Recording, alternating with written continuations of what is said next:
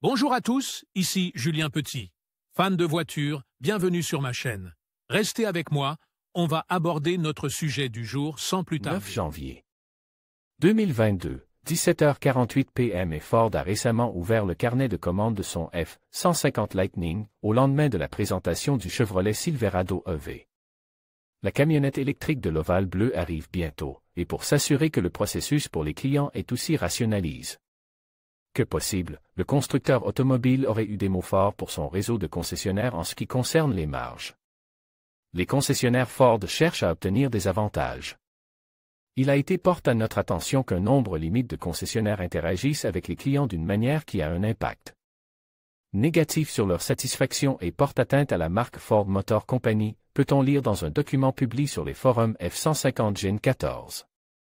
Se référant spécifiquement au « acompte ou paiement supplémentaire », le document indique que ces actions sont perçues comme une menace pour les clients, car elles les empêchent de transformer leur réservation en commande.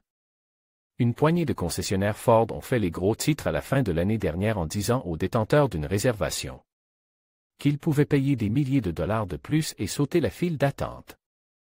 Étant donné que les concessionnaires ne reçoivent qu'un certain nombre d'allocations de commandes, un nombre qui était inférieur au nombre total de réservations de Lightning, certains ont essayé de capitaliser et de faire des bénéfices supplémentaires dans le processus. L'un d'entre eux a notamment promis une commande aux 20 premiers clients qui paieraient 5 000 $ de plus, ce qui représente un joli pactole à 6 chiffres en plus des ventes de chaque véhicule. Ford va sévir contre les concessionnaires. Le document en question a été publié à la lumière de cette affaire et de l'image de marque du Bronco qui a mis à l'écart de nombreux fans de Dearborn. Ford en est certainement conscient et, avec le battage médiatique autour de la F-150 Lightning qui atteint des niveaux similaires, ne veut pas que se répéter l'assaut des médias sociaux cause par ces franchises. Nous avons entendu dire qu'un nombre limite de concessionnaires interagissent avec les clients d'une manière qui a un impact négatif sur la satisfaction des clients, ont-ils expliqué. Si Ford déterminait qu'un concessionnaire se livre à de telles pratiques, nous nous réservons le droit de rediriger l'allocation F-150 Lightning de ce concessionnaire pour l'ensemble de l'année modèle 2022. Ford cherche à faire respecter les accords avec les concessionnaires. Le document est très clair. Il cite une partie spécifique de son accord, Sale and Service, qui, en résumé, stipule que les concessionnaires doivent donner une bonne image des autres franchises, des produits et, surtout, de Ford. S'ils ne le font pas, ils auront un problème. Plus précisément, un problème d'attribution.